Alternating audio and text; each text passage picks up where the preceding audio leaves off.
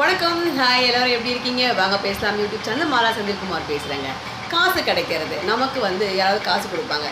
சின்ன போதுலேருந்தே பெரியவங்களாம் காசு கொடுத்துட்டு போவாங்க. ஏன் தெரியுங்களா? யாரையாவது அவங்க கையில் கொடுக்குற காசு நமக்கு ஒரு ராசியான விஷயமா அமைஞ்சு அதுலேருந்து கண்டினியூஸாக நமக்கு நிறைய காசு கிடைக்கும் அப்படிங்கிற நம்பிக்கை தான். இப்போ கீழே நிறைய காசுகள் கிடைக்கும். அப்படி கிடைச்சாக்கா அதுலேயும் முக்கியமாக கோயிலில் காசு கிடைச்சா 10 ரூபா 5 ரூபா அப்படி காசு கிடச்சா அந்த காசை எடுத்து நானே உண்டியில் போட்டிருக்கேன். 2 ரூபாலாம் கிடச்சிருக்கு, நானே உண்டியில் போட்டிருக்கேன். அப்படி போடக்கூடாதுங்களாம்.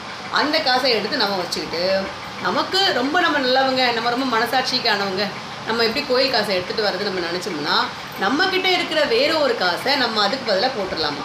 கோயிலில் நமக்கு கிடைக்கக்கூடிய காசு நமக்கு ராசியானதாக இருக்கக்கூடிய வாய்ப்பு இருக்குதுன்னு சொல்கிறாங்க.